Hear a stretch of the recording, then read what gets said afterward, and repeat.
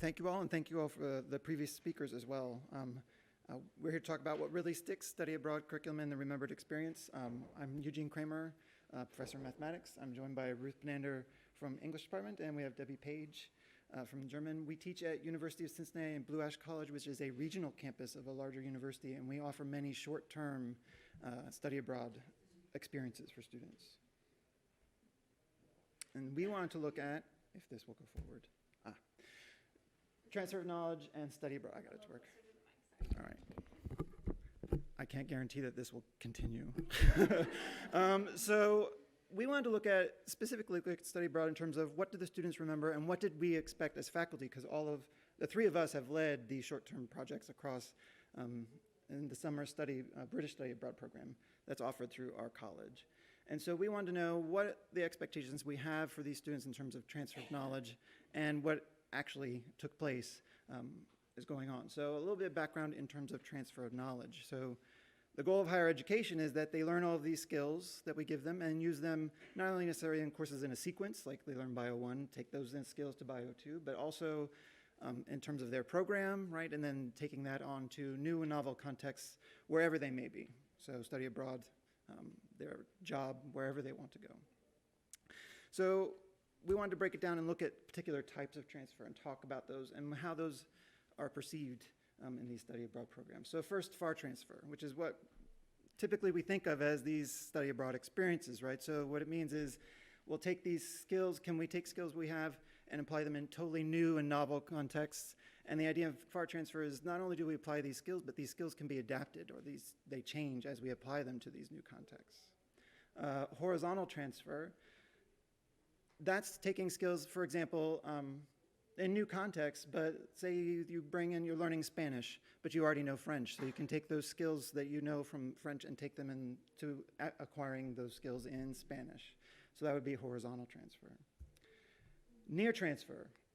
Near transfer is when, that's what students love the best, right? Everything's the same. I got the same context as a math teacher. It's like, oh, it's the exact same problem he said in the notes. It's on the test, right? So another example is tying your shoes, right? So once you learn how to tie your shoes, doesn't matter what kind of shoelaces you have, you can tie your shoes in any context. Vertical transfer. This is also what we want as educators. Vertical transfer is the building of those skills. So, for example, a surgeon first has to learn anatomy before we allow them to do surgery, right? So this would be a vertical transfer of those skills. The context can be different or the same. So you're building on the skills, can be the same situation or different situation. So our question in study abroad is actually twofold. How effective is transfer of knowledge from study abroad to back home? And what kind of knowledge is transferred? Do they transfer the academic knowledge from the study part of study abroad? Or is the social and personal knowledge what they transfer from their study abroad to coming back home? And we think about study abroad as far transfer, that I'm going from one context to a completely different context. But is this, in fact, true in short-term study abroad? They are with the same people. They might be going to cool places like Nottingham Castle, but they're going to Nottingham Castle with the same group of people. So the context is actually much more near transfer for the students in terms of who they're with, even though it may be far transfer in terms of going to a novel location. So it's not always far transfer. In fact, in their social relationships, is it in fact far transfer at all? Has anything indeed changed?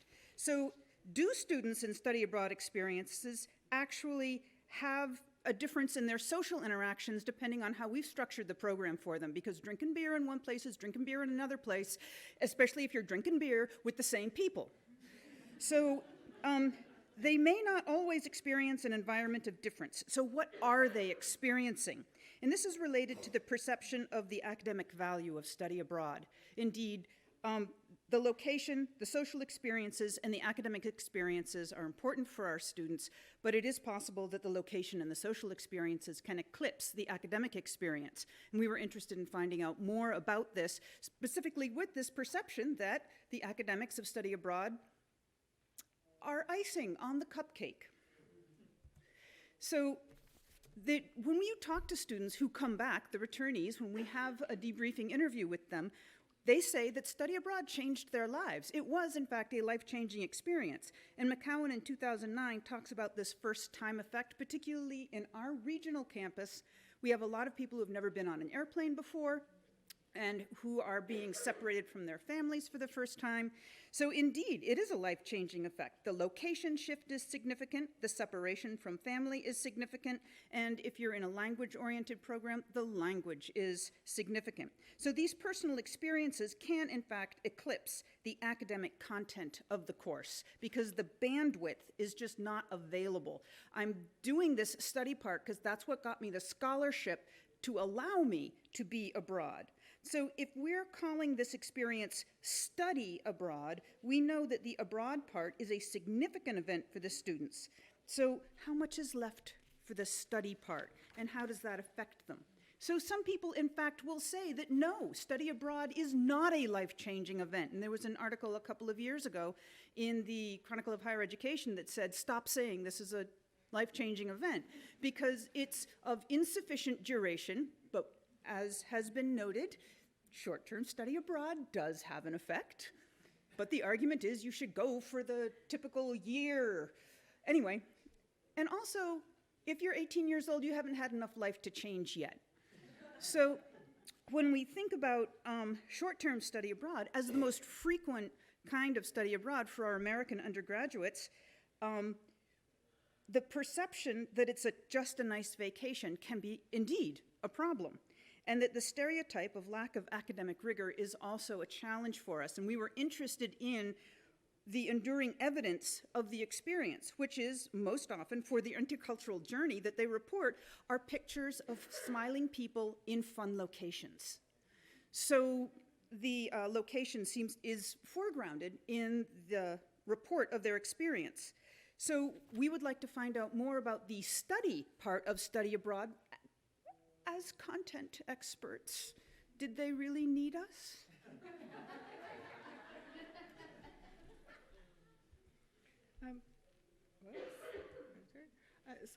So going from the fun talk to a little more serious part of the talk. A little more. And Lean in, okay. So to give you an idea of the research that we read to sort of prepare our minds to do this, I'll just go down the list. So Curry and Macaulay defined transfer. What is transfer, and what are the interventions for transfer? And then Leitner, Benander, our same Benander and Kramer, noted that instructors expect transfer, but the students don't really, they don't. They sort of think that, oh yeah, these are kind of the same instructors that I've had, and I'm just going to a new location. Won't be a problem there. McCowan notes that study abroad is an awakening of the existence of the other for many students, especially if students are alerted before this to the cultural changes they might see to call their attention to something that happens. And then Savicki and Price says you can't just make them look at or read about new stuff. They have to reflect on it in a very guided way, or it won't stick. It will not stick. And then finally, Vandenberg, Page, and Liu say if they aren't guided to notice the differences, they will not see them, they will not learn them, and they will not see changes in their worldview that could potentially apply to future experiences. So what does stick? Certainly, social interaction sticks. This is a new group of friends.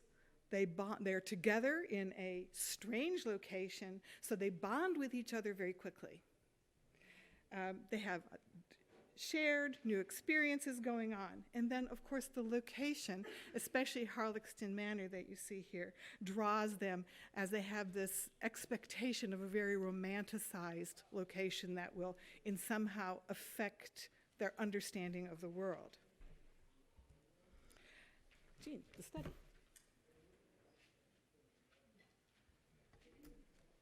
So to investigate this, we constructed a survey and surveyed both instructors, professionals that have taught and study abroad at various conferences, not just at our own home college, as well as students who have participated in our study abroad programs, not just the summer British one, which we participated in, but many of the others that we have through our campus.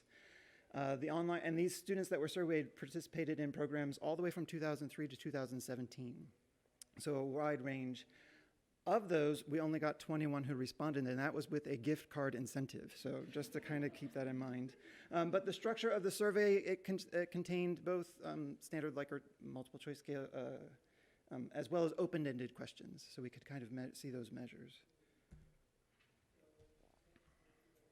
So in interviewing study abroad professionals, those who teach in study abroad, those who design study abroad, and those who debrief the students when they come back, study abroad professionals are greatly experienced in study abroad. Thank goodness. Y'all go. Yeah. Study abroad professionals agree that this is a life-changing event. When we ask older people also with great experience who have a life to be changed, yes, it does change. When we ask study abroad professionals how well they remember the experience, they say it is engraved in their memory, and they remember their experience clearly in that report. In fact, study abroad professionals say the abroad part was quite significant, that learning about different cultures was a sharp memory for them, that social experiences with the group they were traveling with was really important, that travel locations and sites they visited was really important, but do you see any green on this chart? You do not. That is not a typo. There is no green in this chart. The academic experience was not salient in the remembered journey that they report later on. And so even for us, the academics might not be salient for us, or salient in a way that when somebody asks us about it, how was your academic experience? You're not actually going to hear about that. And it was interesting that in your narrative, the students didn't actually talk about the content of their courses. So as people who spend a lot of time on content, we wondered about this. Study abroad professionals talk about what actually did they transfer. So what was the FAR transfer that they experienced? What did they bring back from the difference? And in the intercultural development inventory and in the Bennett scale, this is acceptance and minimization, you'll see that this is what we bring back. And if we can have more acceptance and minimization and less polarization and denial, we are going to have an improved experience both in our classrooms, on our universities, and in our intercultural interaction. So yay, this is a really nice thing that was transferred. So in terms of the transfer of skills and social experience, hurrah. Okay, so we're going to look a little bit at what our participants said. So first of all, you see here, 21 students, what did they remember? Oh, how well? Very well. So this is from 2003, and our professionals were quite a bit before that, so okay, it's a little stronger. And then we looked at the other things, what things were sharpest in their memory, and if you look at the largest one here, it's in-group socializing. And when you add the smaller blue one there, it says socializing with people outside our group, socializing with others is the most important. But second important, of course, are the, living in the manor house, taking classes there, traveling by yourself, and of course, the academic portion is pretty small. Students' sharpest memory is that, okay, you can see that there, and please note, no green. And then let's look at the What I would add is briefly, is that there is a sliver of green. This was one student who remembered what Gothic architecture was from my Gothic literature course. The outlier. So if you look at both of these, you can see remarkably that these two charts are almost the same. So we were a little less concerned about our relatively small sample size of students when we realized that when we had a significantly larger group of professionals that they had the same thing.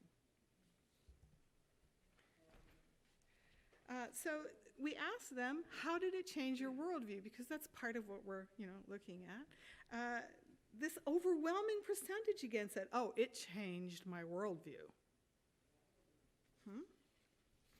They had new perspectives to apply to life.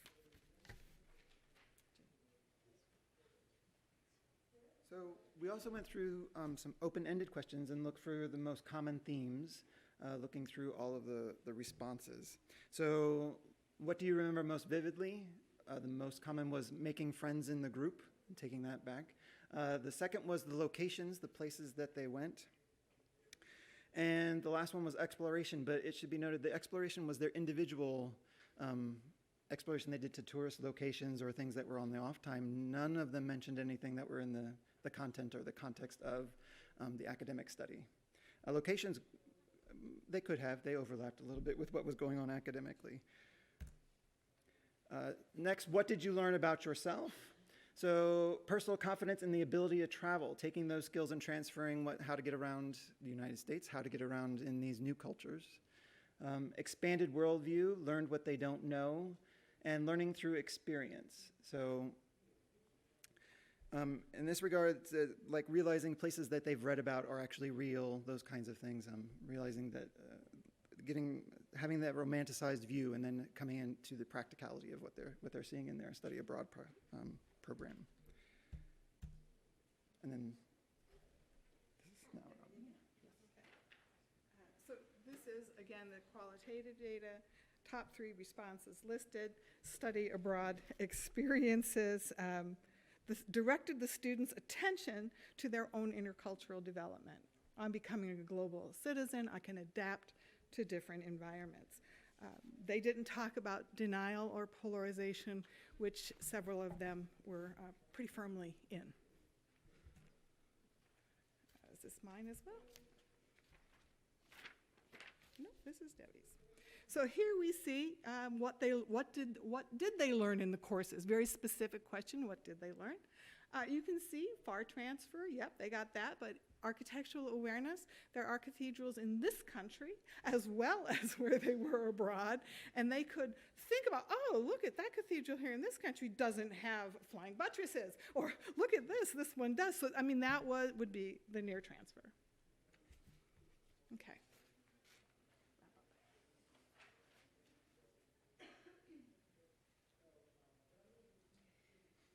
So we agree with all of our colleagues who have spoken before us that critical reflection is essential, and we would like to offer you our critical reflection also as a model of what you can do for your program and your curricula in terms of critically reflecting on what goes on. So when we wonder about when we're describing what happens, students and professionals agree that social experience is what sticks. And this is learning, this is the basic tenet of experiential learning. There are 3 international conferences on this topic, and I think that that's also important in our home curricula as well, but we'll just mention it for study abroad today. So that even though groups may stay together and create a potentially near transfer experience of similar contexts, students may feel this as a support in experiencing the new context of the new country. So that the social experience is salient for the students is an important thing to know so that we can leverage that motivation for the other things that we would like them to learn.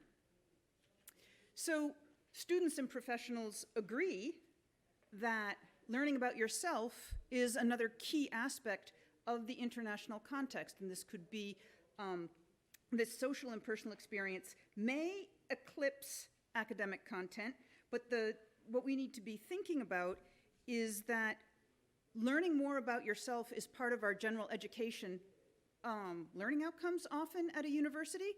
So this can be academic content. Let's make this part of the academic content because it is in fact outlined as a goal sometimes for us. And students and professionals agree that academic content is not salient in their experience. We need to take note of that. I can't care how wonderful my Gothic literature course is and all the effort that I put into it, if I haven't linked it to the social experience and the building of personal identity, because then that's just a waste of my time. And what were we doing for 2 hours a day instead of going out and having a life somewhere? Which is why it is important, that cultural understanding and personal growth need to be explicit components of the study abroad. We have to make the abroad part explicitly linked to the study part. It's not enough to dump them off in a class and say, learn this stuff, okay, now we're going to go visit some cool things. So if we want the academic content, if we want study to be part of this phrase, study abroad, instead of just go abroad, then it's important that we make that connection. Academic content also needs to be explicitly related to this cultural understanding and personal growth, so the implicit connections need to be explicit. So in our research on transfer, we expected this to happen. But in fact, what we discovered is that the students don't believe us. They think we are being capricious in just creating some rules for them to learn so that they can get on with the real business of being alive. And so if we can be explicit about our expectations, this is really important. So I might be in the second half of my century, but the students have just gotten started in the first quarter. And I have to remember that my expectations are not their expectations. Finally, this transfer is not just in study abroad. Students silo their education within their courses, and they don't think about how their studies are connected. So what we're worried about here in study abroad is a larger curricular thing for us to worry about. A really excellent example of a way to deal with these so whats is indeed the digital mapping. What a fabulous way to do all this. Raw.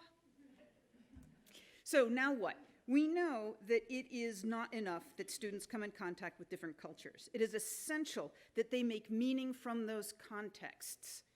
That, surprise, active reflection is what we're going to recommend as a way to explicitly address this. Now, it might be something that you've heard recommended over and over by every person this morning in the last 2 hours and in all the literature, but the question then is, why is it so hard to do? This is an important personal question to interview yourself, but so here are 2 easy ways to do active reflection that you may have heard from ePortfolio research, that you may have heard from self-regulation research. Ask the questions. What? Observe what happened. So what? Why did that happen? Now what? Evaluate what you will do next time. This is such an easy reflection to add into study abroad. This is self-regulated learning, Kolb, 2002, et cetera, et cetera. You could also use Bloom as a structure. Describe what happened, analyze why that was happening, evaluate this according to your personal values or your personal significance. This is a way of bringing the embodied experience into their narrative of their intercultural journey. So what we would like to leave you with today is that study abroad is the coolest thing to do, but if we want study to be part of abroad, as we use this phrase, the 2 need to be explicitly linked. Please use reflection to do that. Thank you very much.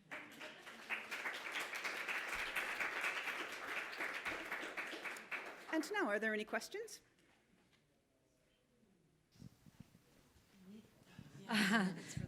Thank you.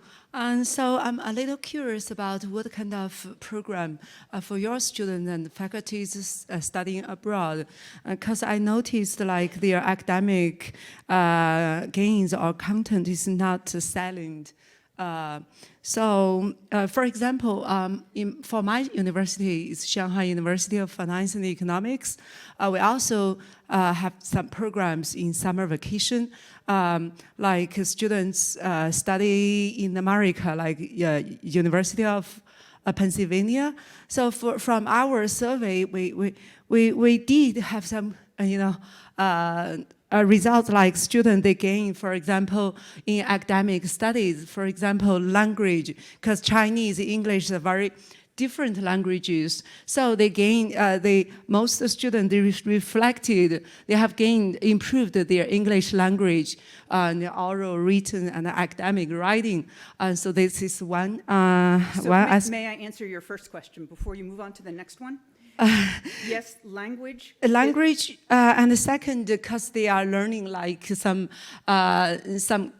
courses are like business communication. They have some field trip to the local banks or something. So they also improved in this field. The third, that is like what you presented in culture field.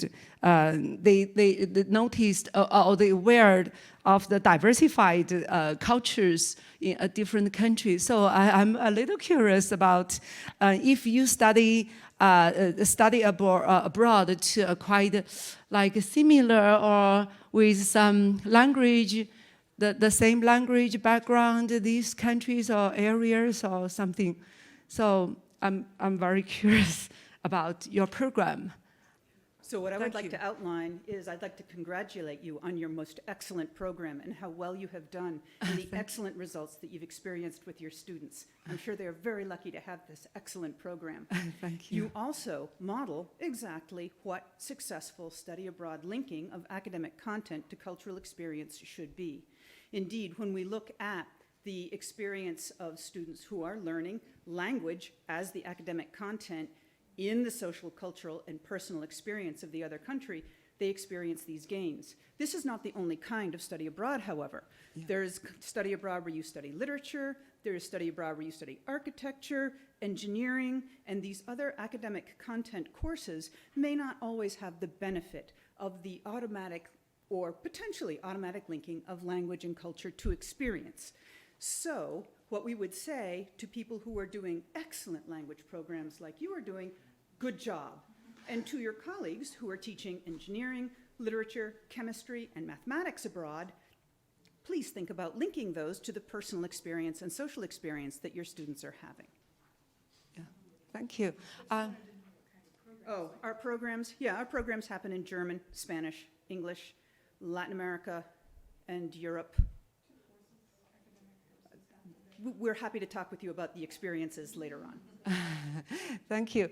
So this, I noticed like, because we are the Chinese university, so we visit America or European countries. So these countries a little like the Eastern and the Western, you know, the countries. So we have a maybe big difference. And for you visiting European countries, for our understanding, you are visiting quite Western country, the same category, Western countries. So maybe there are some. It depends on the individual student. An individual student can go from New Hampshire to Vermont and have a huge personal awakening. So it depends on motivation. It depends on personal experience. It depends on socioeconomic status. Yeah. And it depends on a whole host of the individual interpretation of the experience to say that one is a greater difference than another.